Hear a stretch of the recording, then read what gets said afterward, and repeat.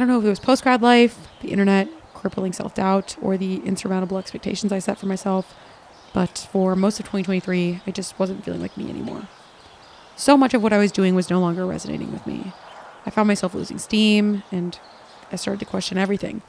Was it all enough? Was I enough? Would I ever accomplish my dreams? I found myself in a creative drought like none I'd ever experienced. Nothing was coming out of me. No doodles, no videos, no ideas. The well had run dry. I have been making things ever since I can remember. Writing, planning events, drawing. I dabbled in photography, painting, and of course, making videos. I have always had my hand in one project or another, so I knew when the drip stopped, something was deeply wrong. I was deep in the hustle of making things happen. My fear of mediocrity was keeping me awake at night and forcing me to fire on all cylinders 24 hours a day. I realized that somewhere along the twists and turns of my early 20s, I had managed to lose touch with why I was doing all these things to begin with. I had started to let algorithms and trends decide what kind of art I should make and how. I let the numbers tell me what I was most proud of and if it was worthy or not. I had turned myself into a machine dedicated to the pursuit of finding success in the online world. The thing is, you can only go on so long like that before you start to break down, and breaking down I was.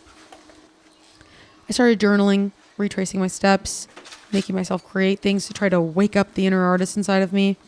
I started reading self-help books, listening to podcasts about your inner child, and writing letters to my younger self. I wanted to get back in touch with who I was in its purest form, who I was when I was growing up. I thought if anyone could give me direction, surely it was me. Luckily, I keep everything, and I mean everything. Oh my gosh. Katie, I thought I burned these. Every award, every letter, every important paper, even hall passes apparently. I started reading things people wrote to young me. Why am I crying?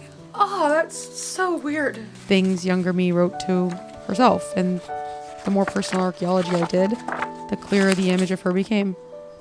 I always wanted to become someone a younger version of me would look up to.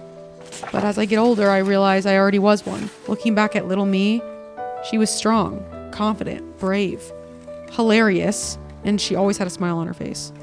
She wasn't afraid of anything. She made whatever she wanted and didn't care if 1 million people liked it or only 2 people did. She created for the joy of creation, for the art of it, not for the validation of accomplishment or success. She made mermaid shows in the backyard with her sisters, and she didn't care if she had to shoot it on a $20 camcorder. She dreamed of having a MacBook with iMovie, a nice camera, sound equipment, all the things I have now. When I see her in photos, I miss her. I wish I could be more like her. I envy her bravery, her ability to create with no fear of failure, her passion for pursuing her dreams. A big part of coming out of my creative slump was realizing that she's not just a memory in a box. She's me. Hello, vlog. She is with me every day. I catch glimpses of her so often. I saw her when I cut my bangs, whenever I'm up reading a book I love at 3 a.m. I literally just finished. The minute I finished, I got up and got my camera because I just desperately needed to talk to somebody. When I'm taping lyrics and art all over my walls. I feel her when I make people laugh. In the morning when I wake up, I'm like a dirt bike. When music elicits such a deep emotion in me, when I'm brave. But I think I feel closest to her when I make things for the sake of making them. When I follow my passions and don't allow self-doubt to stop me from doing what I was made to do. My younger self is who found me when I was lost this year. She's who came to me in my journal entries and told me to keep going. She's who tells me that it doesn't matter if my videos do well or not, as long as I find joy in making them. And she's the reason I was able to finally feel creative again. Through getting to know my younger self, I was able to reignite my passion and feel whole again. I want to continue doing things I love, regardless of how successful they are in the eyes of others. I want to pursue my passions without fear of failure, or the idea that if I don't follow an algorithm or a trend, I may never see success. I'm going to make things for the sake of making them. And starting today, I'm going to do that under my own name. Not Life Wayward or Wayward Western, just Katie Blue. I think I finally feel I'm ready to live up to the name and make younger me proud. And honestly, I think I owe it to her to do just that.